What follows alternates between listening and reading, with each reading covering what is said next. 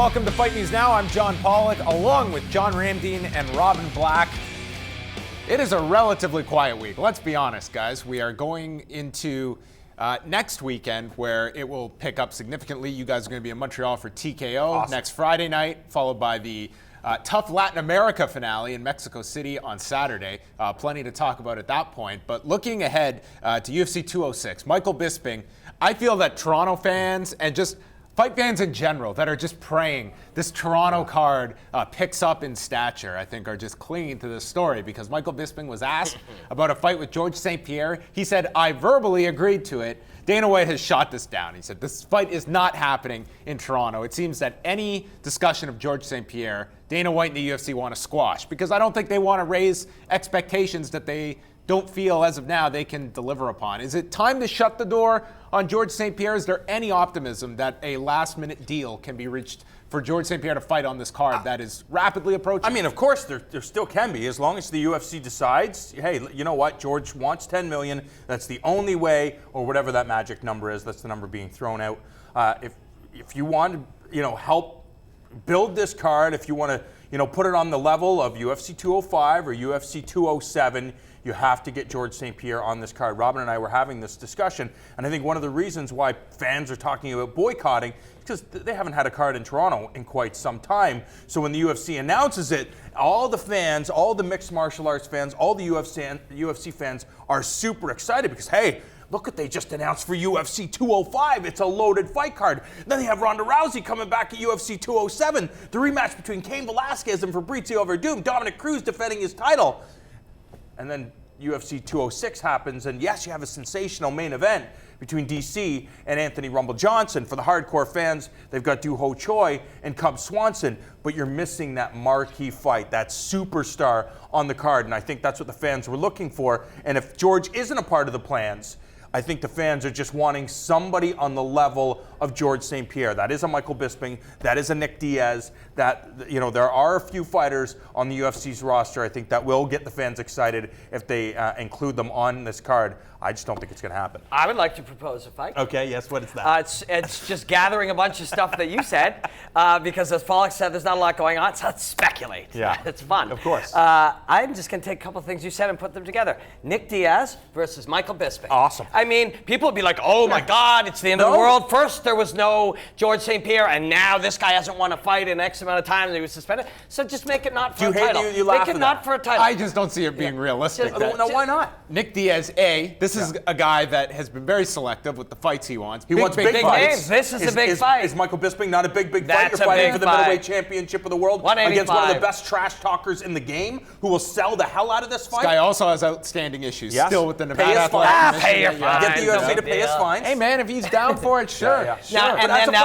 a fight fan, does this make sense? It's like Robin said, does Nick Diaz deserve a middleweight championship? What does bout? deserve mean even these days, right? We're all clinging to a time where we didn't know that things were made for that value. But if people would freak out, oh my God, he's maybe one win in however long, so let's make it not for a title. Oh, we've never done that before, so what? Cares? Make it up as you go along. Agree. If he wins, you just get a I almost want to rematch. see that happen just for the reaction for it, because as we've gone over, this to me is a story that still ties everything together with George, with all the firings, is this level of debt that they have accumulated in order to buy this company and borrowing a significant portion of it, promising these huge earnings just to pay off interest. Fights like Michael Bisping and Nick Diaz, fights that you say on paper, oh, Nick Diaz, you can't be giving this fight, this title shot to, but it's going to be a marquee fight. That's the direction they're going. 1,000%. It's going to be money fights over sports integrity, I think, every single time out. I think people better get used to that because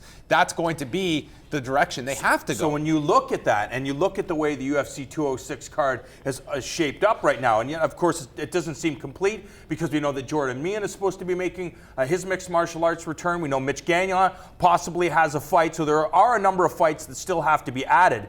But when you look at things objectively, Doo Ho Choi, Zach Makovsky, John Moraga, and the main event for the UFC 205-pound championship, how many pay-per-views are going to be sold? 400,000 max? No way. Exactly. Not no way. What is the number? 300,000? I'd say 325. So how are the new owners? Are they going to be satisfied when they see the return on that investment for UFC 206? Like realistically, you take that title fight out. I mean, this is a fight night card. Yes, it is. There's nothing this about is the this Score Fighting that series. screams pay-per-view to me at the moment. And I hope that this doesn't become the dominant theme going into Toronto, that it's just why isn't George on this card? But it kind of feels like that's going to be it, because it was dangled and this was played out so publicly that's going to be the reaction. And a lot of fans are going to choose to rather, if they want to watch this card, they're not going to pay tickets and they're not going to spend $50, $60 on this card. I am. Yeah. And again, we're also having a conversation. When you look at like why, because I think most fight fans, casual or hardcore, they're looking for some of the most exciting fighters out there. They're looking for the Nick Diaz's, the Donald Cerrones, the Conor McGregors, the Eddie Alvarez.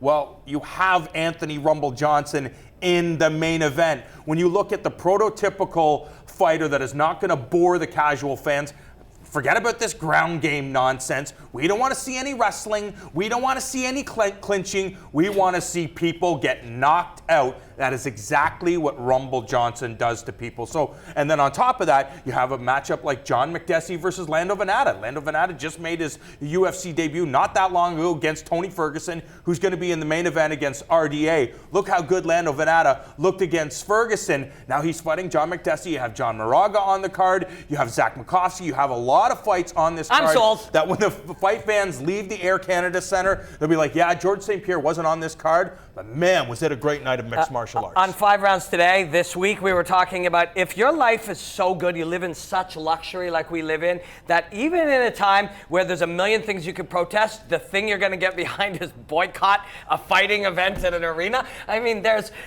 crime and war, income inequality and war and racism, but you're going to get behind boycotting a fighting event that nobody's going to make you go Get a to. life. Yeah, we got a weird world we're living in. Robin Black puts everything back into perspective for everybody. That is going to do it for us. You can catch Fight News Now weeknights at 6 Eastern on this very network, Fight Network.